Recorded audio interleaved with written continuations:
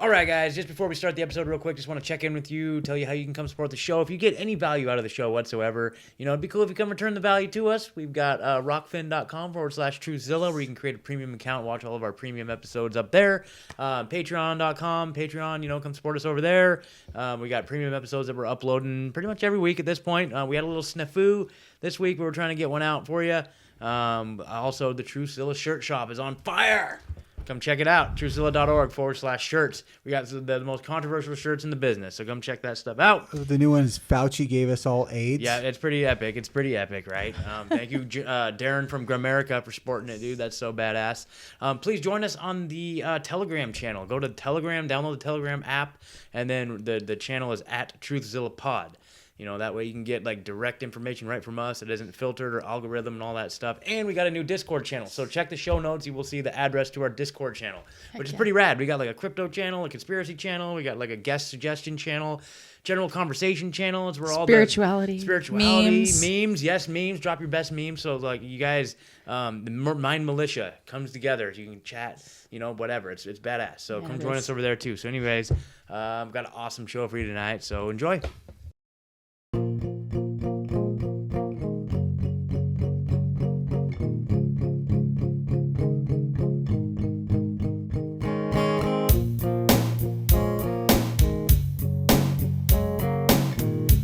Welcome to Truthzilla. I am Megan, sitting here with my good friends Scott and Ed. Hello. This week we are speaking with Becca Godwin, who has been working with Derrick Broze, editing his documentaries, The PCR Deception and The Darkest Winter, for the Conscious Resistance, and most recently the epic series called The Pyramid of Power. She is one half of the music group Pop Vultures and a crypto wizard. Becca, welcome to the show. Hi. Yeah, thanks for being here. How are you tonight? I'm doing well. My day just started. I've been editing all night. Oh, dang. And I'm grinding tonight, and we'll have episode 3 out tomorrow. So that's awesome. About that. That's great. Yeah. So tell us a little bit about the Pyramid of Power. What inspired this process, and well, I got other stuff that we can go back further, but I really wanted to bring you on and just talk it up because, I like what you guys are doing with it. I like his philosophy of you guys are all into these series on Netflix. You know what I mean? Here's a good series that you could really binge and really get into. That's actually some valuable information. So tell us a little bit about the Pyramid of Power. Yeah. So I actually got kind of brought into it. Randomly after him and Jeremy have been working on it, I think for a while now, but Derrick, I think it started with a presentation in 2018 that Derrick Broze had done called The Pyramid of Power.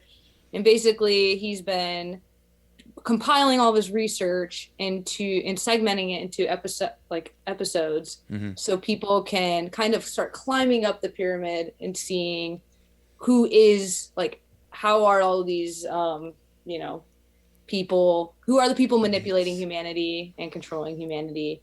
And so basically, I got kind of thrown in the middle of the project after helping him with, The Darkest Winter first and the PCR Deception. And I did a pretty good job on it, and I turned a very fast turnaround. So he asked me to help them work on this so we could start really pumping them out, because right now, times are rough. Yeah. It's a pivotal moment where we need to kind of start hammering it in and aiming towards people that do like watching, Netflix style documentaries and take that, seriously. So absolutely. Really cool. So where have you been directing people? Because I know you have it on multiple platforms, but where would you guys say you want people to go watch it at? Which platform do you want to support? Yeah. So we have the website called thepyramidofpower.net. Okay. So that's going to be the main place that we're going to be putting it. Also Odyssey. I know he made a channel for just the Pyramid of Power on Odyssey, so you don't have to go scroll through all of his work to get to it. But yeah, so it's there. Odyssey. I think he has it on BitChute as well, probably on the Conscious Resistance, and then thepyramidofpower.net. Yep. I noticed they're on Rockfin as well, and then One Great Work Network too. So yeah, onegreatworknetwork.com. Yeah, so that's where I was watching it. So Becca, we met you at Freedom Cells, right? Yes. This started by Derrick Broze. So That's amazing. First Yeah. of all, so Yeah. first of all, Freedom Cells has been like a game changer for all of us, right? Mm-hmm. Like when we came across Freedom, I had no idea what Freedom Cells was until I did you come across it first? Mm-hmm. Okay, or so what happened it was me? is Adam, I can't remember. Adam from Deborah Gets Red That's who Pilled. it was. That was you who know, it was. he Yeah. he reached out to us when he was just a listener, even before he started Deborah Gets Red Pilled, and he was like, "Hey, you guys might want to check into this Freedom Cells thing." I'm like, "Okay, yeah, whatever, all right." But anyway, certainly, sure enough, you know, and I don't know how we necessarily got really plugged into that. I think Adam started his show. I think he really started like talking it up and talking about how they had something up in Portland really good going on, right? And so we ended up separately, like Megan and I went up once, and then Ed and I went up once to Portland to hang out at the PDX Freedom Cell thing. And we're like, holy shit, dude! Like we need to get something like It this was going down in our sanity area. in a Yeah. world of insanity, right? Yeah. It was just all Yeah. people that know Yeah. what's going on, and it was just so refreshing. And people not just that know what's going on, but people that are in the solution. Yeah. People that are using each other's skills to like try to, you know, like I like the concept of Freedom Cells is like I always say it's fuck the build back better. It's like build your own better. Yeah. Like Yeah. that's kind of how I Yeah. look at it, right? Like Yeah. we're gonna build our own version of where we're not dependent on their system. Yeah. Right. And we're gonna be dependent on each other instead. So Yep. yeah, it's for me it was just like a breath of sanity and like holy shit, there's a whole bunch of us out there. We just have to connect. That's what we have to do. Yep. Right. Yeah, and they're doing such a good job, such a deliberate job of keeping us separated. Like once one of us pops up and maybe gets a voice and has something, then bam, just smash it down, you know. And it's just like the division within our community too. You know, I've seen that to a certain degree as well. You know, just like within our community, the division. So like coming together, it's just been so important. So yeah, then we met Mackenzie, mutual friend Mackenzie up there, and so like. You know, got to know her quite a bit. Mackenzie's the best. We just had her on a few episodes ago too, and she's like, "So you guys know there's like actually somebody in Eugene who like does stuff for Derrick Broze. You guys got to connect." I'm like, "Well, we got a Freedom Cell," so like, bam. So that was really cool, very serendipitous, you know. Yeah. So yeah, man, it's crazy. Actually, I was at a Freedom Cells camp out last weekend up in Washington. I haven't talked about that on the show yet, but holy crap. That was awesome. Yeah. That was Sasquatch. To say up Squatch Fest. Yep, Squatch Nice. Fest. Yeah. So probably the biggest takeaway for me there was like, we got to get something like that going down here. Yeah, Because totally. like I thought it was Yeah. kind We're of like talking about it. I thought it was like right across the border. For some reason, I thought it was in like Kelso, but no, it was up by Seattle. So I was like, oh man, it was quite the journey. But man, it was pretty inspiring. Like it was really inspiring. Like I met another guy, Ethan. Shout out to Ethan, who actually is working with Derrick too down in Mexico. I guess they're building some sort of like intentional community down there or something. Do you know anything about that? Yeah, I think it's like the Conscious Agora. He's Yeah. getting some property and Yeah. working on that. That's all I really know. Okay. But It sounded like sounds a pretty. like they're getting close. Yeah, it sounded like a pretty ambitious project, and I Sounds guess amazing. yeah, he made like another like document, like a mini documentary about it too, like just the story about that town. Like he was kind of describing it how, and I could have my facts mixed up, but the way he was describing it is basically a town in Mexico who kind of took their sovereignty back because they said it had been like overrun by like cartels and like just the Mexican government, and they like fought back and took their town back and like built like a barricade or like some sort of wall or something perimeter or around it. something. Yeah, perimeter, set up a perimeter. Now it's all like, and now somehow Was it a wall or a fence? or wall. Okay, I don't know. Yeah. So Easy. anyway, so Yeah, he actually made a little doc. I think it's on the Conscious Resistance. I watched it and Yeah. it is, I mean, I almost cried Yeah. because it's like to see people come together and, say, fuck the political division. They even recognized that there was division, Yeah. dividing them, and they wouldn't come together. And finally, to hear people coming together and overcoming the powers that be. Yeah. And, it's pretty amazing. It could happen here. it could, Yeah. it could, Yeah. It could, Yeah, it but could. but Well, if all the people We're start so watching divided. these documentaries, maybe it will, right? maybe, Yeah. yeah. Yeah, So but- Becca, how a did little you end up how did you end up hooking up with Derrick Broze and making documentaries? Like where do you fit in this big picture? Yeah, it's kind of weird. I mean, I guess like the whole thing actually started. I don't know if you know the work of Mark Passio, but Mark Passio, he's a researcher and he teaches about natural law. So started working for him, randomly. I just emailed him and he actually responded and started doing some graphics work, and he was doing like a weekly podcast show, and the show's on hiatus now. but I don't know. I'm bringing that up just because that was my entry into like finding my own power of realizing, oh, you know, I actually can create work to even, you know, work for people that are doing the things I want, I believe in. And so then I started learning about Derrick because, you know, Mark and Derrick have done, there's been interviews with them together. They've, you know, they've done stuff together. And so I knew who Derrick Broze was. I was like, okay, I started checking him out. And this girl I knew from college, I met him at like Envision Festival, and they had been talking about like, he was helping her like try to learn, mentoring her to like brand herself. And randomly, like around my birthday, she hit me up and she's like, hey, do you still do video editing? And I was like, kinda, yeah. And then she's like, there's this guy I work for, his name's Derrick Broze. Do you think you can edit, like his video guy dropped out, can you do this job for him? And I was like, Derrick Broze, what the, like, I know Derrick, like I know who he is. Yeah. And I was like, heck yeah, you know. So then we kind of got in contact, and it was kind of just like, I mean, he didn't see any of my work, or I didn't really have, you know, much to really show him. It was kind of this weird synchromysticism where the trust was just there. He gave me the deadline and I followed through with the deadline. I worked really hard, and we put out the Darkest Winter, and it did really, really well and got a lot of traction. And I don't know, it was just from there. Then it was like, you want to do another one? Yes. And then, and then, you know, here we are now, 3 episodes into Pyramid of Power. You know, it's probably over year and a half project. It took me a year and a half long to work on. So wow, that's how I got there. But that's incredible. And that kind of, I think, all started because when the COVID stuff was going on, I was working at a restaurant, and it was horrible. You know, we had the mask stuff, and we were mandating the mask before the masks were even mandated. Oh my God. Or mandated. It was horrible. And I was like a straight Gestapo at the door, and listening to Mark Passio, you know, and doing all stuff. It was like, I wasn't aligned. I knew deep down I wasn't aligned to my truth and the truth, really. So ended up quitting with no option. And I was in crypto. So there's where the crypto. If I was in crypto, I think I had like $3,000, and I was like, I can quit my job. You know, but that's nothing, you know. But I quit, and then when I started to align to my truth was when the path was kind of presented. Wow.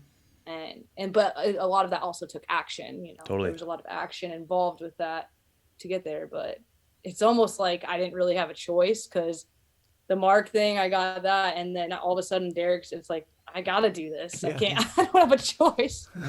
But I do have a choice. But the universe, you know, is guiding me on this path. So that's kind of how I got mixed up with Derrick Broze. That's amazing. And I think there's like one of the biggest things in that is, you know, I talk a lot about, you know, because I in my professional life, you know, I have to do counseling with folks, and like one of the things I always talk about is like, dude, if you have something that you have your mindset on, like, you just need to go do it. Like, do not like sell yourself short or talk yourself out of it, because I'm sure like you send out like the email, that initial email that you send out, you're like, I just want, you know, just send an email and just see what he says. Like, I don't know. You know what I mean? Like, who knows what happened? But look, like, just by doing that one thing, like this whole path is just opened up in front of you. You know what I mean? And it's just like, like it's just so much about like this project. Like, there's so many like things that we were like literally, before we even started this, before we bought even the microphones, we're sitting around like, I don't know, man. I don't know. It seems like there's a lot of podcasts out there. It doesn't seem like that would be, you know what I mean? And so it's just like, there's definitely a lesson to be learned there. And we talk a lot about on the show too, about like, you know, folks, if you're sitting there, you got an idea in your head and you want to get it out, man, this is the time to do it. This is absolutely the time to do it. You know, I know there's a couple folks like I met this last weekend. Like, shout out to Patrick. Okay, Patrick, if you're listening, all right. He's working on Winston Smith's Diary is the podcast idea that he wants to do. So basically, he's, you know, Winston Smith from 1984, right? So he's like his diary. So Patrick, if you're listening, I know you already got microphones and stuff, buddy. So I'm waiting for episode 1. So there you go. Yeah, so anyway, so wow. So what's the topic this week? I know the first one was education, and then the second one, I remember there was a lot of MK Ultra stuff. What was the focus of it again? Or no, Mockingbird. Yeah, establishment media. Yep, establishment media. Yep. What do we got so this week? This week we got big tech. Big tech. Ooh. Yeah, it's Deep it's a fun one. Man, it seems like that's pretty much to the top of the pyramid, and we're only on the very ground floor, huh? Yeah. Oh, wow. We're working our way up. Yeah. Awesome.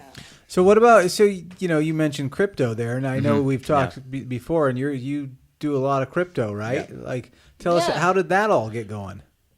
Well, it's funny because I actually, in 2017, I was hanging out with a friend that was like, got really onto like, actually he was watching like The Last American Vagabond, and like there was a guy, Nathan Stoltman, that was on there, and he was talking a lot about crypto, and you know, we started delving into the crypto in 2017, and we were like, he's like, Litecoin, buy Litecoin, Becca. Don't look at it. We're gonna be rich. Blah blah blah blah blah. And bought Litecoin at the top. It was like 360, and then you know, it over to like, I think I sold it last year for $50. Like I lost money, you know, and that's the thing is like that's what I'm seeing now with a lot of people that are entering at kind of this top is that it's you know, things are repetitive, history repeats itself. So I've seen myself in many people right now where it's like, oh, I'm getting in now, you know, it's a learning, the whole thing is like a lesson. You just keep learning about your own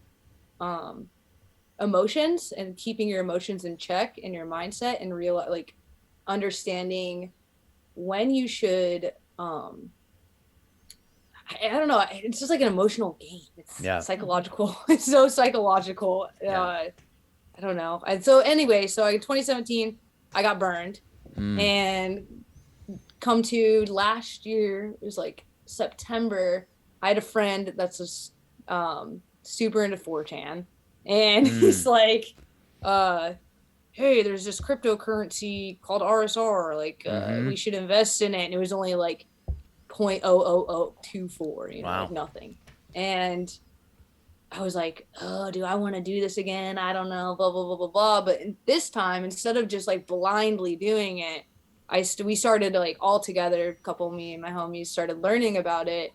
And as we learned about it, it's like you start understanding how to play the game and how to, I don't know, kind of get on top rather. And it was a bear market also at the time. So it was like, I mean, it's going down. Really, so it was really nice to get in. It's a very good entry point. So we got in, and then you go deeper down the rabbit hole, and then you start looking in. Once you actually start learning it, you start looking into projects and understanding the technology, you start seeing the possibilities that it has in the future, and where it kind of, for me, like, I've made money off of it, but it's become less about the money now and more about like fundamentals. Like now I'm trying to like really pay attention to projects that are fundamentally going to be useful in the future, because things can't live off hype forever. And we've seen this happen in not just crypto, but like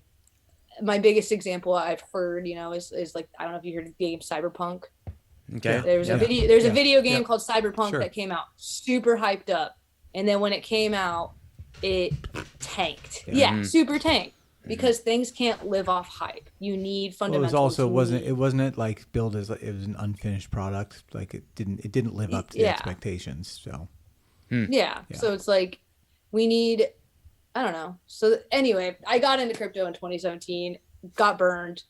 We all get burned. You know, get burned to get learned. And now I'm kind of like, I don't know.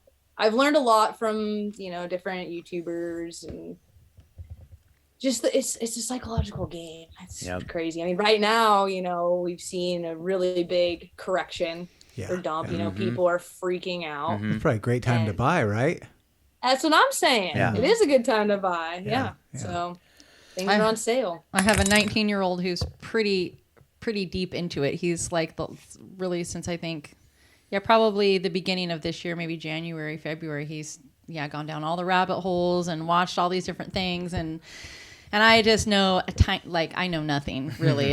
Scott sat with me. He, bless his heart, he came and sat with me on my couch. He's like, all right, he's gonna walk you through this. I gotta say, like Megan, like she's like his burned phones in the bathtub or something like that. Like she's very bad. Like I haven't done it in a long time. By bad the way, with technology. But you know, she has a knack for it. I think she has a serious knack for it. Like seriously, she's like kind of got in. But I gotta say, Becca, you helped me quite a bit too. I gotta say, big shout out, big props. Like she helped me set up my initial wallets and stuff like that, and kind of schooled me about Binance and stuff like that, and that whole thing. So you know, a lot of gratitude. Thank you for that. And I've kind of passed it on to these guys, and like.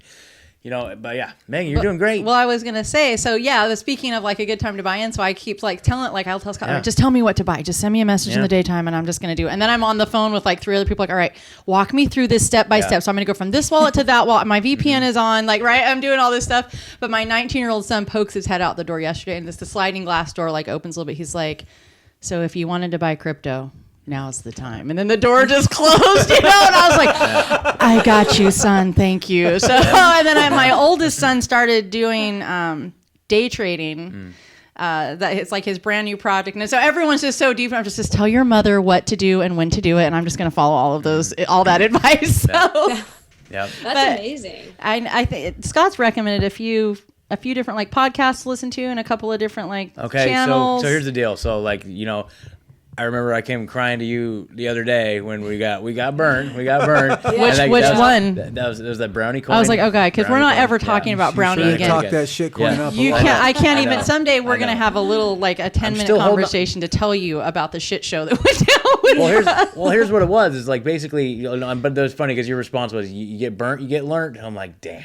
Yes, exactly. Yeah. So now we know. I've had that happen to me. Yeah, totally. Yeah, but it was great, dude. Like I was up, dude. I could have cashed out like $1,000, but like we watched it go. Right when it was at like 23,000 in liquidity left, I was sitting in a room with 2 other people that have shares, and we're just looking at each other. I'm like, don't fucking move a thing. I'm like, we're all of us, we're loyal. Yeah. We're gonna stay and watch this coin grow. And then like the next morning came and there was $4,000, and I was like, well, shit. I guess I'm not pulling anything out. Right? I was still like hoping like just leave it sit, guys. And none of the guys let it sit. We still have all those coins. So I have a shit ton. I have like billions or millions or trillions. I don't know. We have lots. But like the audacity of the person behind the project, it was insane. So like we were in. Well, you guys hunted him down. Well, they doxed him. They have all his information. They got him. But I don't know as they do. Yeah, what's gonna happen? But like, we were in this Discord channel. So shout out to Cash Daddy's podcast, Sam Tripoli, Howie Dewey. Freaking all those guys. I know what's going to happen. He's going to go live his happy, rich life. Yeah, he's with our money. Already pulling the scam with somebody else. But anyway, it's a great podcast. They do a lot of like financial stuff, crypto and like stock market. It's very entertaining. But the coolest part is you have like the little Discord community as well. So just a bunch of people. And so the dude that was in charge of this project was literally in the Discord with us. You know, and like talking it up, and like he was the brownie coin guy, and like every night we would do like video like group chats, and he'd just be on video just talking about like what we were gonna do and like all this stuff, and then he just burnt everybody. Wait, he burnt everyone, and then he wrote into the channel. He was like, it's your fault.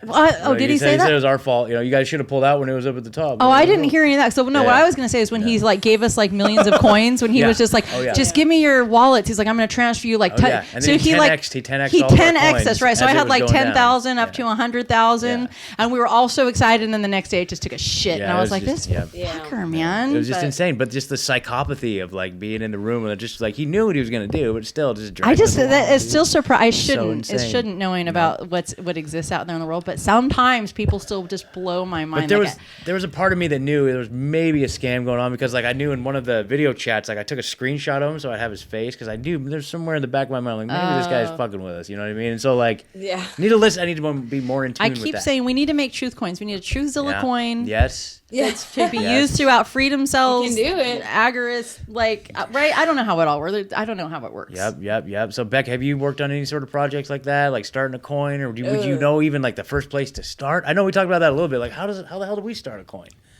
Yeah, I actually have no idea. I was like, I'm honestly just somebody that, you know, I trade and I spot hold a lot. Yeah. But what I was going to say is like, I've kind of had the same, like with this dump we've seen, you know, I've lost, you know, I don't really consider myself losing anything because truly like I'm holding long-term. I know long-term it's going to go up. Yes. But one thing that I learned from it was, you know, this whole time I've talked to you maybe about like dollar cost averaging into a coin, but I don't really think about dollar cost averaging out of a coin. And that is something, I mean, I have thought of that, but like, I could have been doing that with a lot of these coins, and you guys, like for instance with Brownie, you could have been taking like $30 out a day, you know, and then like at least you would always have like it's a little amount, and you're still gonna ride all those coins, but at least you'll always be like taking a profit and never truly losing, you know, or taking out your initial. Yeah, that's a really good idea.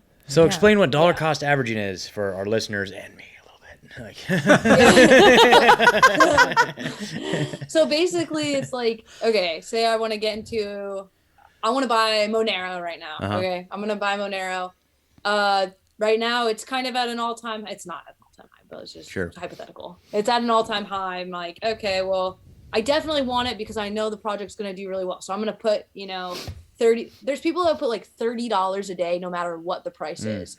So that you start averaging the cost of money that you're putting in, and because of you maybe one day you're going to buy and it's lower, one day you buy and it's higher. So if you lose money from it being higher, you've actually gained money from buying in at that lower point. So you've really averaged out your, you know, probably you can minimize risk of losing a lot by, you know. So I was looking for like some sort of like feature within these apps that would calculate that for you, like over time it'll tell you like what your average is, or is that something you have to like kind of calculate on your own? I've had that's just something I know what you mean. I personally, I'm not very good at like, it's because I'm constantly moving around. I'm not really like, oh, I made this much or this much or this much. I more am like putting, I'm trying to think what I'm trying to say. I'm more of like just knowing that I'm averaging it out. Like you can see it on your gains and stuff. I don't know. Yeah, I kind of like eyeball it. I'm kind of like, I think I might be up from what I went in. You know what I mean? But I wonder if there's like a system to, you know, tracking it. It would help. Like, I don't know. I was up until like 3 days ago. Yeah. Well, yeah. I know, weren't we all? Yeah. You know? Yeah. Yeah, I've been just going on. I don't know, dude. And so I've just been hopping on all these stupid little shit coins, and it's just like, I don't know. I need to figure out something. Do you want to tell her the truth about the coins, Scott? What about it? All the different little coins. Oh, okay. So there's all these little funny little coins with funny little names and stuff like that. So it's just like it's funny. It's all the meme coins, right? Yeah, the meme coins. Some adult not safe for work coins, right? Like all those fun ones that are out there, right? Oh, I know exactly what you're talking about. Okay. We would come in here after I got I was like hooked on the brownie thing, and then I bought like a little bit of like Cardano and like Bitcoin. Like I bought like this little bits where I was like, I know if I just put this money in here and just leave it sit. I knew enough to know if I just leave it sit, eventually something good will happen, right? But then after that, I was kind of like, I was crypto hungry, and so I was like, tell me what's next. And so then he would come and he's like, all right, so there's these things called cummies. And then like we were just like going, and I was like, I don't think that I'm gonna. He's like, don't. Rocket. I know. I was like, cum rock. He's like, I was like, I don't know if I want to tell. Like, how did you make your millions? Well, so there was these. I would love to say that. I know. He was like, that would be like my life dream to tell people I got rich on cummies. And I was like, my grandkids that got rich off a cum rocket. Yeah, that's great. So anyway, but I think the craziest message I read was like the gas on cummies right now. Yeah, and I was like, oh my god. There's too much gas on the cummies, man. Cummies, like, anyway, so I don't know. We'll see. Maybe I need to figure out something better with my life. I don't know, but yeah. I mean, do you supplement your income? I mean, you didn't really say you don't really calculate your gains and whatnot, but are you? I know there are people that live completely on day trading crypto, but are you a person who can supplement your income from that, or are you kind of just investing? Like I'm at the very beginning, I'm just putting some in there and hoping, down the line that will be a good investment. Yes, and I think in the beginning that's what I did. And now I do. I don't work. I mean, I don't know if I should say that, but it's on the record. Yeah, but great. I don't. You work plenty, but you just don't do the standard 9 to 5. Yeah. Yes. I'm not. I'm not doing that, but I do. So I am supplementing my income with crypto. I started off though, like you, like putting in, a certain amount of money, and then honestly, it took about a year. A year later, I saw pretty nice gains, and then from there, when you get the gains, you can start moving around and putting bigger amounts in, so then you can see, bigger returns. Sure. And as you continue to do that, it can become an addiction for some people. Totally. I see a lot of my friends, but yeah, and that's where it becomes like a psychological game, and you got to keep your emotions kind of out of it and do things. I mean, like yesterday I saw, people literally depressed. And I didn't allow that to phase me because, like I said, I'm in it for the long run. Yeah. Sure. That's what they want to do this. They want to make people sell. Certainly. It's completely emotional based. And when you act out of your emotions in anything, it's not usually going to turn out well. Yep. Yeah. That's if it's not like logical based or like reasoned. Right. It's true. So I don't know if this is an okay thing to ask. I don't know. So my dilemma that I'm running into, and I haven't really had the luxury of having this problem yet, but the idea of like cashing out, like would you suggest like doing like the old school like localbitcoins.com option, and like doing like, here's a person that has some cash, here's a person that has some Bitcoin, and like, hey, let's do a deal. I mean, I have one KYC exchange on Coinbase. My original thought was just like, I'll just put it, I'll take it there, do like USDT into my checking account, but then now there's a record of that. You know what I mean? Now there's like the tax man knows about that, and like, is that something I need to be worried about? Like, avoiding taxes. Is that something I need to worry about the whole the tax purposes aspect of it, or do you know anything about that piece of it? So unfortunately, I'm in the same boat as you. Yeah. I'm still trying to figure out a way to liquidate it, be a little more and like private about how I'm taking my money out, because that's the problem, is that we don't have anonymity. Yeah. And I think that I watched that D3 conference, and there were a lot of resources that were put out, and I tried bitcoin.com, and I don't know if it was bitcoin.com. I did try that, but then it started asking me for like a lot of information, and I was like, this just doesn't seem any different than what I'm already doing. So I have heard. Have you tried the local Bitcoin? I do. You know, it's funny because I did dabble in this stuff back in like 2014. I messed with freaking Bitcoin a little bit just because I was trying to buy stuff on the dark web. You know what I mean? On like Silk Road and stuff like that. And like, so, I remember going and finding people on there, and like I would deposit money into some random checking account, and then they'd have Bitcoin show up in my account. You know what I mean? And so, but I never cashed out. I never did the cash out version, but that's the extent that I used it. But I noticed it's still around, and so I'd imagine that that's a means of doing it. I think I'll have to ask. I'll ask. Mackenzie probably might know. Totally. I could probably ask somebody that. I need to figure it out too. Totally. Well, another thing that kind of struck me this last weekend at this camp out is like there was somebody there who had those freaking like Mercedes like cruiser vans, like the big like transport vans, like the super sick, like decked out, like so there's somebody there that had one of those that they had just traded for 0.9 Bitcoin. They had just like bought that in exchange for Bitcoin. So I'm like, so you can just buy like assets, like tangible assets. Find people that are in the market or in this community, like in our community, right? I'm sure that's a very lucrative way of doing it. Like, hey, I've got this, I've got these coins, and you've got that thing that I want. So what do you say we make a deal, like type of thing. So anyway, and then you can always take that and sell that for like cash. You know what I mean? So that was pretty interesting. Very inspiring. Very inspiring. I was like, damn, they had just bought it too. They had just bought it, and like right, the weekend before the whole crash. And so the people who sold the Mercedes are like, fuck. I wonder how many cummies that was worth. Yeah, that's a lot of cummies right there, dude. So yeah. So What's up? No, I was just gonna kind of change. Yeah, totally. Change subjects a little bit. So I'm always fascinated now, and don't take this the wrong way, but most people in your age group are pretty brainwashed, right? I feel like our school systems are leading people down a certain path. Like how are you a shining light of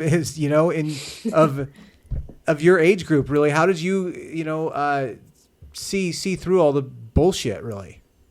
Yeah, I mean, at a very early age, I don't know. Like I had a stepbrother, and we always kind of like talked about things, and we watched the documentary Loose Change, and it's also weird because I remember 9/11 so distinctly when I was like in third grade, and I remember sitting there and the TV was on, and George Bush is like, we're going to go, to war, or we're going to go get them. And I remember my dad specifically being like, we're going to do this. We're going to get, we're going to get back at them. And I don't know why, I just like that always just struck a chord with me. Like how something fell off with it. And then 100%. I remember, watching Loose Change, and my stepbrother was like, I don't know, I think that this was all infiltrated, that we started, or the government, obviously perpetuated something within this. And I don't know, then I kind of got I would say probably like a fluoride stare, I was like, okay. And I was definitely brainwashed. I mean, I went to college, and in college I met some people, and I am vegan. And so I learned a lot when I looked into animal agriculture, like, and seeing how they advertise with animal agriculture. And when you start seeing the advertisements and them putting like happy cows on things, when you know what they're actually doing, or you see them, you start seeing that, and then you start seeing it everywhere else. Right. Yeah. And that was, and I'm vegan, but I don't, there's a lot of problems within the vegan community as well. So that's just something I do, but I don't know. I think I don't know. I mean, my mom was a drug addict, and my dad never like stopped me from seeing her, and I was able to create thoughts on my own about my perception of her. And I think like that in itself, like not regulating me and giving me the freedom of choice, I started to be able to apply that to many different aspects of my life. And I was able to, I don't know, just like start seeing through things, and things weren't hidden from me at that early age, that I was accepting of things that could be, not good, and they wouldn't make me feel, I wouldn't try to like block it out with like most people do. Like most people just try to, protect themselves and say, oh, I just want to live my life and not, why do you care about these things? It's like, let's just live our life. Let's go drink. Let's go party. Let's go do this or that. But the reality is like, I just can't. I don't know what happened. I don't know why I see through it. I hear this the same thing. I think we all relate in some way, is once you see one lie that's so big, you start seeing it all over the place, right? And all the house of cards just kind of instantly falls at that point. Once you realize that, once you realize we've been lied to about everything, really, right? Like if you learn, about 9/11, you might, then you start looking at other wars, right? And you say, oh wait, this whole system is fucked, right? Like it's all built off of false flags, right? And then you go down that, and then you start looking at the food system, or you start looking at the water, you start looking at the vaccines, you start looking at the big pharma, like, and any way you come into it, like any one of those lies is big enough to make the whole card house fall, right? And then you see people's I guess another thing that really got me was I did do I used to do the Cube of Truth things, where you'd go and like show animal footage in the streets, and when I did that, the automated responses, like the amount, how easy it was to maneuver around people, because everyone has the exact same reaction, everyone has the same response. And we see that everywhere. It's not even just in that case, like even with COVID, or even with any, like it's so easy, because the reality is they're just regurgitating things that they've either heard or see a headline they've read that they actually haven't even read the article. People are just, they're sheep. They don't think for themselves. And so it's really easy to, combat that. It really is. And then it gets them in a corner, and then they say, I believe in science, and I'm like, well, I do too. Oh, I love that. Yeah, I do too. Yeah, where's your science? Let's do some science. Let's talk science, bro.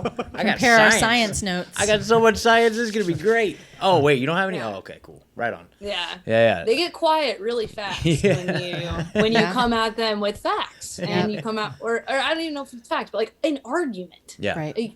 They can't even have a conversation against a counter argument because everyone that's been in their circle has been saying the same thing. Yeah. They don't have their own thoughts. I have to comment that I posted a meme recently, reposted from Dr. Kendra Becker, which she you know the one with the woman that's screaming and then the cat that's smart. And it's like the woman's like, trust the science, and the cat's like, you trust the TV. I did see that post. Saw that. I was just like, dude, you don't even know what you're saying, right? Yeah. You're just regurgitating, right? Like that's what it is. It is, COVID is definitely the best example recently of what's that. Well, what's really funny, because as I've been doing the Pyramid of Power, like the biggest, I guess, like inspiration is my dad is pretty, he's pretty, I would say he has no side. He just regurgitates, you know? And he's been watching it though. He has been watching it as I do it, and it's really cool. So we have like, he'll call me after and we'll have like cool conversations. And even though he's still like not there, he is, I heard a couple things that he said where he is understanding things, and I think slowly I'm chipping. You're planting the seeds. I mean, that's so encouraging. I think that's what we all need to do, because I do think, I mean, COVID's like this example where I get frustrated and I just feel like, fine, go vaccinate yourselves, right? Like, fine, do it. But like at the same time, we need all of us, we need to get over this stuff, because we're really all against the same people, whether they know it or not. It's the same people that are like enslaving us all. Right. Yes. And it's scary to get the information. If you have only known one thing and you just have always repeat, or you haven't, looked into it, it's really, really scary and hard and psychologically overwhelming, no matter how strong a person you are, to find out that every single thing that you've ever known in life is a literal lie, and reality is not at all what it's really a lot. And I think that's, I mean, to me, I always just think, I'm just going to tell everyone this. I'm just going to vomit all this information on them, and then they're going to see the truth, and then they're just going to come around, and they're like, holy shit, get the fuck away from me. I'm putting my mask back on. You know what I mean? Like, it's a lot. And I think that's great when you can just plant those seeds and have little conversations. And like Scott had a really good example where with his someone he shares a portion of his residence with, where he was able to just talk to. You're better to tell the story. Oh, I mean, it's just we've gone over on the show already, but just real quick. I know. No, you're good. So I just moved to this new place, and there's like some of the shared living environments, like the kitchen, and then the person that lives in the house that has the kitchen portion. They had it so that, if you walk into the kitchen, you need to wear a mask. And I'm like, oh my God, it's like I'm in this paradise out in the woods, you know what I mean? Like at this awesome little spot, but I have to wear a mask to go in the kitchen. Like, fuck. Dude. Yeah. And I'm like, okay, all right. I mean, okay, if that's all I got to deal with, like, okay, fine, whatever. I'm just going to deal with that. That's all right. So, did that for a few weeks, and then, I went in there to do some cooking one day, and then she comes out and she's like, so what do you think about all this COVID stuff? I feel like it's not... Like, there's something weird going on. I'm like, So we literally talked for like 3 hours. I don't know, 3 hours, something like that. We got into like the Holocaust IBM connection to the eugenics, Bill Gates, and the COVID passport, the whole thing, dude. Like, we were going deep, and she was just like, oh my God. And so, long story short, I don't have to wear a mask in the kitchen anymore. Congratulations. So there you go. Yeah. So, awesome. But that's super encouraging about your dad. That's so cool. Yeah. That's great. Yeah. I just think like I have like one family member like your dad, like my parents. My mom kind of gets it. My dad's black pilled as hell, just kind of like, they're all. He knows that it's all corrupt, but he's like, I'm just gonna live my life outside it as much as I can and not deal with it as much as I can. Yeah. And granted, part of that's his age. I think like he feels like I've already done 70 years and I get to enjoy this part and fuck off government. Yeah. But then there's my aunt. I'm working on her. Yeah. I'm feeding her information. Yes. Yeah. Okay. I'm like, she's resistant, but I can feel like I'll have her listen to episodes here and there. I send her other podcasts. I'm sending her books now.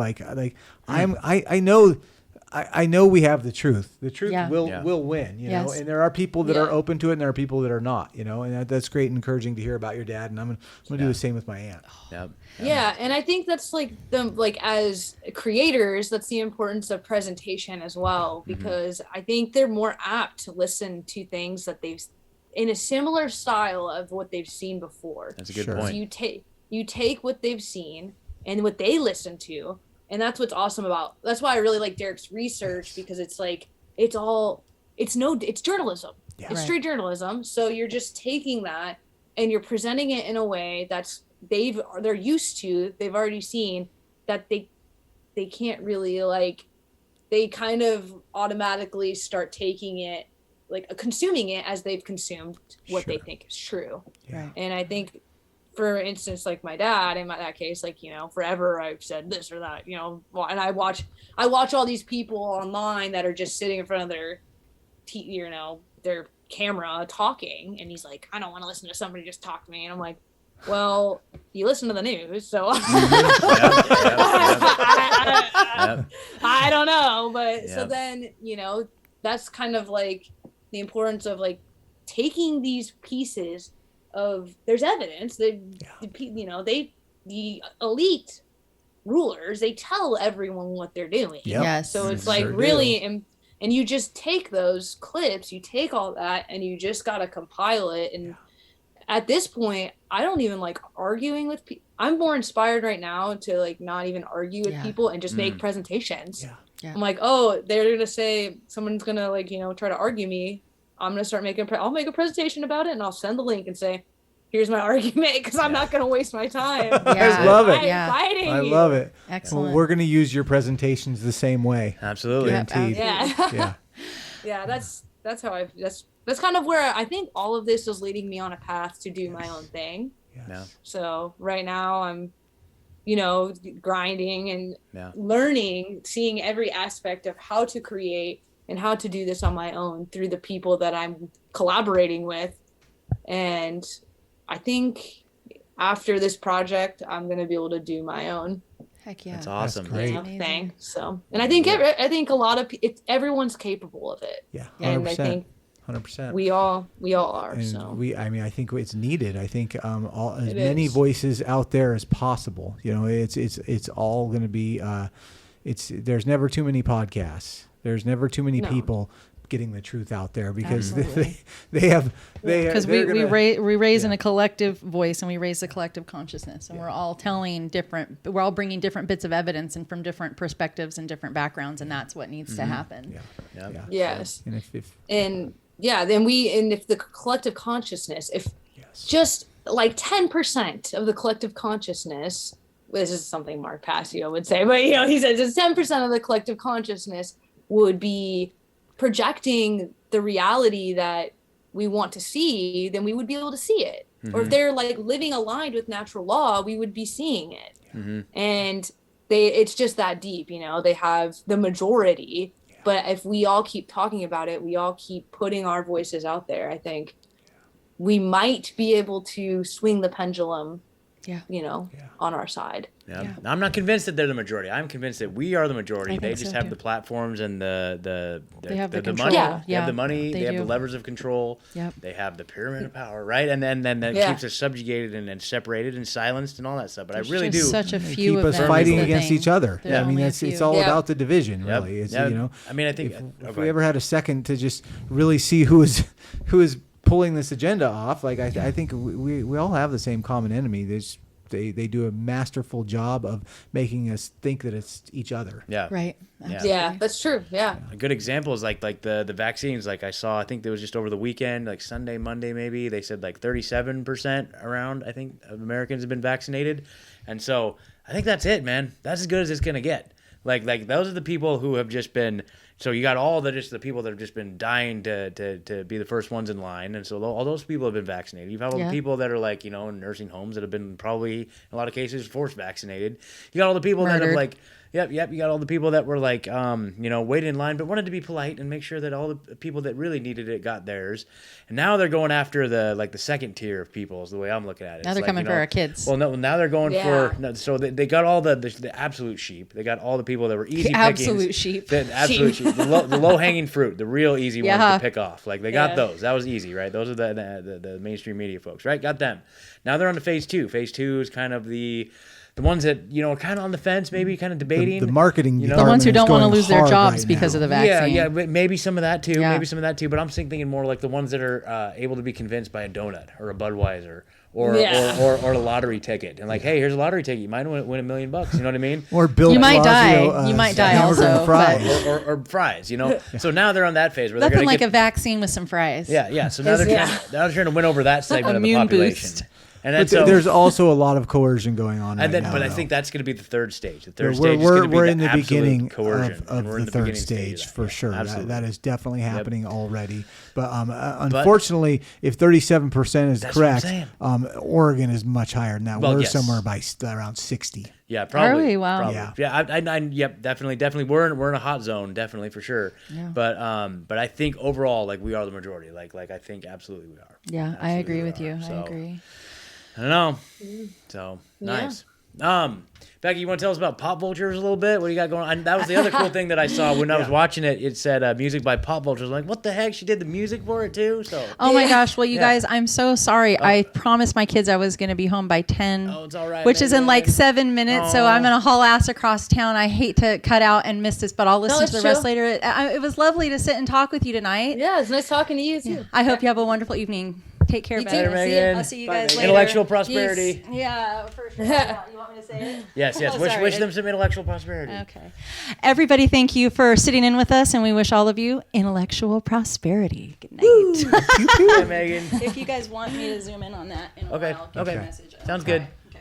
All right. Nice. Anyway, peace. So Pop Vultures that was the thing. And a crypto wizard. Yeah, so I was watching the last episode, and it said at the end of the credits, music by Pop Vultures, and I was like, damn, she's editing and did the music. So tell us about. Yeah, I know, I'm crazy. Yeah. No, so it's me, and he's doesn't have a very big social media presence at all. He likes to keep his anonymity, so I'm gonna call him Mr. Wrist. Okay. But it's me and my homie.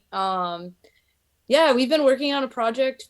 We have an album coming out here, hopefully in the next month. But we've been working on it for about a year now. So I don't know. We're just two producers and we do weird stuff. I don't know. But we made the music. So awesome. Pretty rad. That's pretty great. Rad. Cool. Fantastic. Yeah. Alrighty. So so tell the folks once again, anything you want to plug, anything you want to point them to, let them know. Yeah. So Pyramid of Power, pyramidofpower.net. Follow Pop Vultures. We don't have a website or anything yet. We're on Instagram at Pop Vultures, on Twitter, Plop Vultures. And unfortunately I don't have a lot of. Soon I'll have a website. Totally. Awesome. That's great. Awesome. Innovating. Well, awesome, Becca. Well, you're on the right side of things, and it's super inspiring to hear your story definitely. And like how much you're contributing to this movement and everything. It's pretty awesome. So thank you so much. Yeah, hope to see you some more at the next Freedom Cells. Yeah, next Freedom Cells. Yeah, I know. I think June I'll be free. Cool. I'll be free. Awesome. I'm just we should do like screenings. We've talked about we had Matt Landman on recently. We talked about doing a screening of Frankenskies somewhere in town, but we should do screenings of the Pyramid of Power as well. Like get a bunch of people together and rent that'd out be a place. Cool. Sure. Yeah, I'm actually the Greater Reset. I think is happening this next week, and I'm making. So I think that the 4th episode done a little early, and we're gonna put them all together. So it'll be just an intro, and then goes straight through chapter 1, 2, 3, 4. And so maybe we could do something like that, because that's like a whole movie. It's like 30-minute episodes each? Yeah, let's plan on it. Yeah, we'll make it happen for sure. Sweet. Cool. good talking to you guys. Yeah, for sure. Thanks, Becca. Yeah, see ya. Have a good night. Peace. Have a good night. Night. Peace. All right. Wow, dude, that was awesome, dude. I mean, we're kind of older. So I love seeing people in her age group that are like, I mean, she's doing more than I was doing like a year ago. I mean, she's doing more than me right now. Let's just be honest. Let's be honest. She's doing way more for the movement than I am doing. Dude, you're doing a lot for the movement. I'm doing what I can, but I'm great. trying to find a good way to say this, Scott. I'm inspired by her. Exactly. Yeah, of course. And like, and cool. And the fact that she's supplementing her income off of crypto. That's what I'm saying, dude. She's freeing herself from the shackles of the system. Dude, she's the one that inspired she's living me. it. She's living it. She's the one that inspired me to like. And I've given you some shit because it's fun to give you shit. I'm just gonna be honest. Yeah, I know. But at the same time, like, I wish I could put a little bit more into like my crypto trading. I really do. Like, it is I mean, it's just a family and jobs and all that stuff. But but anyways, I do think that there's part of me that thinks like there's a lot of fear about like the Federal Reserve crypto that's going to come out and whatnot, and how they're going to use this technology against us. But then, I see like the people that are actually gaining a lot of freedom off of it. Like, and I'm super inspired. That's where I'm trying to get to, man. So she was the one that kind of initially inspired me to even think in the terms that might even be in the realm of possibility. Yeah. So I don't know. So I've just been trying to learn, man. And she sent me some good resources. I can try and remember to put them in the show notes. But there's a guy named Karush, Karoushak. Karush space AK on YouTube, who's got a really good series on technical analysis, and he talks a lot about like what she was describing about the psychology of it, how it's like when it's up, you're like, oh hell yeah, like I'm gonna buy, get in the FOMO, right? That's what they call it, the fear of missing out. So when you see the price going way up, that's when most people are buying, and that's what's driving the price up, is because people are just like, oh my god, I'm gonna miss out on these millions. And then when it crashes, people panic and they're like, oh shit, I'm gonna lose all my money. So they sell. But you gotta flip that around. So where it's going up, you gotta sell. See, I feel like I intuitively already know that. So like I understand, so like tough. Maybe people are. Yeah, I don't know. Like for me, that's like just makes complete sense. Yep. Like I don't even question it. But, like, of course, you want to buy when it's cheapest, and you wanna sell when it's the But then when you see it going like this, dude, oh my god, when you see it go way up, spiking, like your whole adrenaline starts pumping. But if you do, I mean, it's all about getting in. See, when I see it going up like that, I'm like, dude, I gotta wait till it comes back down. Yeah, exactly. And it always will. It always will, inevitably. That's the psychology of it. Is you thinking like, oh, this is it. This is gonna be it forever. It's like this is last week. Bitcoin crash, and it's like probably a lot of people are like, oh, that's it for Bitcoin. It's going away forever. Never gonna come back. And so, are you kidding me? But like, because that's already happened with Bitcoin. Yeah, exactly. Like we know this. Like, and this is really what you should be doing right now is buying Bitcoin. And this is not financial advice, but yes. But like that's, I mean, to me, like that's what I said. So but please don't take anything we say as financial advice, please, because last time, like, I fucking mentioned a damn word about anything, the fucking brownie coin. Sorry, folks, if everybody else got burned on that. But anyway, so wait till the Zillas come out. Wait till the Zillas. Yes, we're gonna look into Zillas, little Zillas. So you guys, we talked about it a little bit in the episode. I went to this Freedom Cells camp out up in Washington over the weekend. I just met some just amazing people, dude. Like, just some of the coolest people I've met in a long time. Got to hang out with Adam from Deborah Gets Red Pilled and his wife Emily, like the whole time. Like, we were just kicking it, like just talking shit. Yeah, and if you guys don't already listen, please go subscribe and listen to Deborah Gets Red Pilled. It's amazing. The most epic podcast ever, dude. So so we talked about Adam a little bit, and then Adam and I like got to sit with Craig. No, we all know Craig. We've talked about Craig on the show. Oh, I'm jealous. Craig has been with us on this journey since like day one. Like he was like listened to like one of our first episodes, and he's been on this journey. We talk a lot. Actually got to meet him and hang out with him. He was there with his wife Tina. Thank you for the cookies and everything, dude. Like, that was so magical. Wait, you got cookies? You didn't bring me back one? I didn't bring any. That's some bullshit, back. Scott. Yeah, I know. So Craig. Yeah, this guy. Yeah, Ed needs some cookies, Craig. And so anyway, so that was so much fun, just getting to sit with like a listener and like just like talk. Someone that like I consider like part of our little freedom spirit family, dude. Certainly. Like, Craig is just like it was just a really powerful 100%. Thing. And then just got to meet some other really cool people. We talked about Patrick in the episode. Patrick, we need that Winston Smith diary like ASAP, right? So another really cool couple I met was Catherine and Paul. So Catherine and Paul, like, it was funny because she came up to me, like, it was like later in the evening, like everyone's around the campfire. She came up to me, she's like, hey, are you Scott from Truthzilla? And I was like, whoa, it's a trip, like someone like, she's like, I recognized your voice, like when you were hauling wood earlier. I was like, what the fuck? Like, you just didn't even know what I looked like, just like recognized my voice, which that was a trip. But anyway, they're like the coolest people ever, man. We like hung out all weekend. They were friends with Ethan, the one I was talking about in the episode. Shout out to Ethan too, man. But like, we were just chatting like the whole time, and Paul was like cracking me up, like talking about all this crazy shit, dude. Like, it was so funny, dude. Like we just had great talks. Like, everyone was like sitting around the campfire, like playing music and shit, dude. Like, it was pretty cool. It was pretty cool. So shout out to you guys. I hope you're. Oh, and they're getting married. They're getting married in October. So congratulations, congratulations, guys. Congratulations. That was one thing I told him. I was like, dude, I'm so stoked you guys found each other because they're like the coolest people ever, and we were just like hanging out all. Dude, it was great. It was great. I met this other guy, comes up to me, and I know I made a meme about this, but I just wanted to put it out there. So I don't know like the level of anonymity that they want to preserve or whatever. So I'm just gonna talk in general terms. But came up to me and said, like he was there with his pregnant wife, and they said that they were kind of on the fence about whether or not they were gonna vaccinate their child. That was gonna be soon born into the world. He said that because of this show, because of listening to our show, they decided that they are not vaccinating. And I was like, holy shit, dude. Man, that's just it was powerful. It was powerful. And I kind of got a little choked up, and I came back and I told these guys about it, and like it was just it's a powerful thing, man. And so like I said, makes everything worth it. It makes it all worth it, Makes it all worth it. Like that's it was just insane. And so then we ran into Nathan and Anthony. They have a podcast called The Reality Czar podcast, which I had to get a refresher as to what the Reality Czar is. You remember that? Okay, so this was maybe a few months ago. How the Biden administration, they were talking about having a new cabinet position called the Reality Czar to mitigate all the misinformation out there, right? And so it's like the ultimate fact checker. Yeah, the ultimate fact checking, the fact checking czar. So that's what they named their podcast, which I thought was hilarious. That's amazing. I love it. So gonna do a show with you guys one of these days.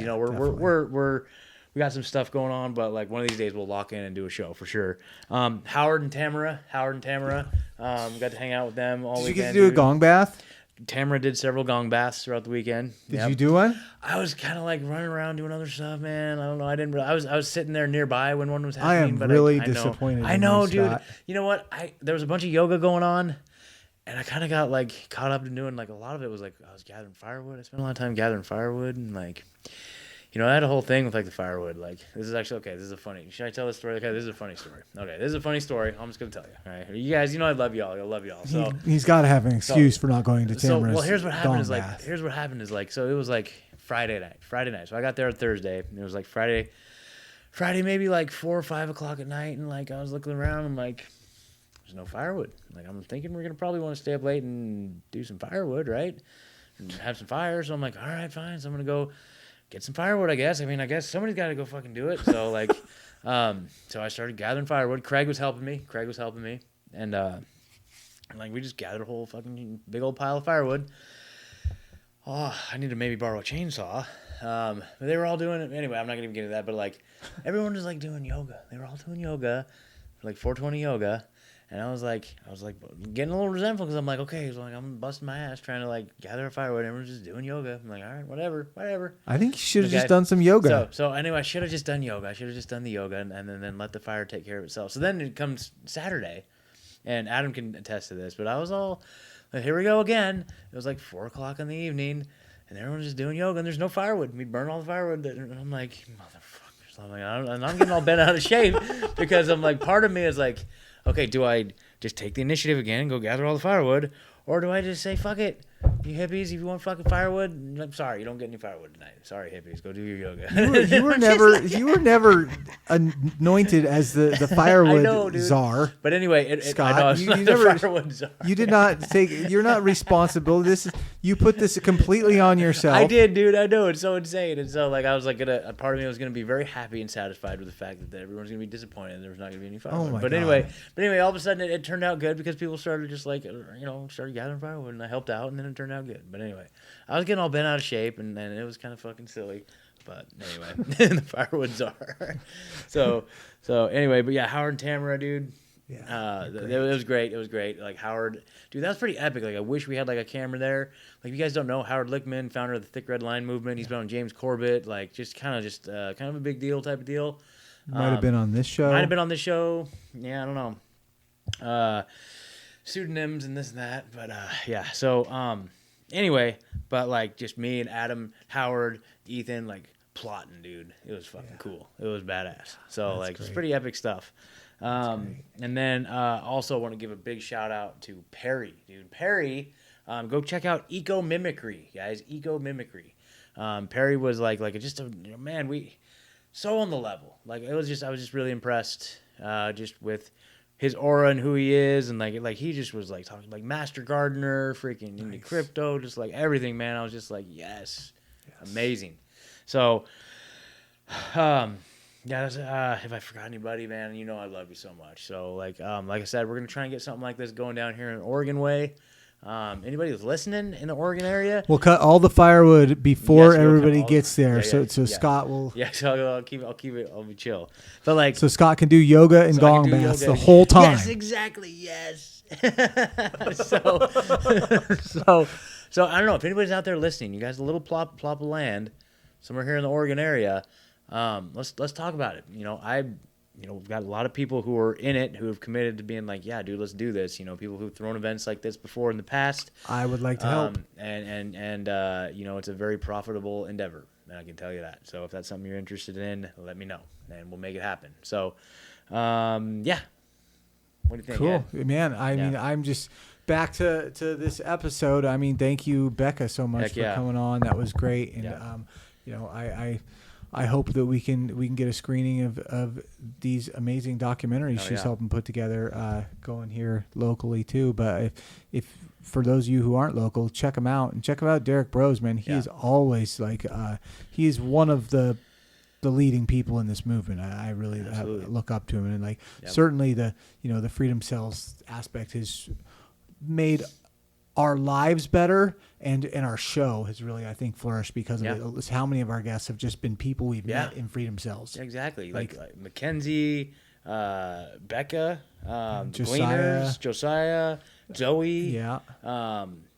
I mean, these are all just amazing people that we've met. And so, again, you guys, if you're out there and you're not a part of a community, if you're feeling lonely, I've had a few people recently reach out to me, ask about the Freedom Cells thing. I'm like, dude, here's the website. Go check it out. And they say, there's no Freedom Cell in my area. And then my response is always, then you have to start it yourself, because I guarantee there are people just like you. Definitely there are people just like you that have heard about the movement, seen it on James Corbett or whatever, heard it on Last American Vagabond. You go to your local community, look for a cell, and 99 out of 100 people are going to see that there isn't one there, and they're going to walk away. But if you create that one, then there's a place for that 99 people to go. It's it's the idea of like, if you build it, they will come. And that was our experience with our Freedom Cell. And there was nobody there for the first few weeks, maybe a month, and then all of a sudden, poof, it just took off. And so, yeah, dude, like a huge, I don't know where we'd be without that. It's just like these magical little drops in the bucket everywhere, man. And all these little nodes of inspiration everywhere. So there you go. Love it. Well, thank you guys for sitting with us all the way to the end here, so Scott could tell all of his camp stories. We will seriously, we're going to gong bath right after we get off this episode right here to make up for Scott's weekend. But we love you all. Yeah. We'd like to wish you all intellectual prosperity. God, we suck at that.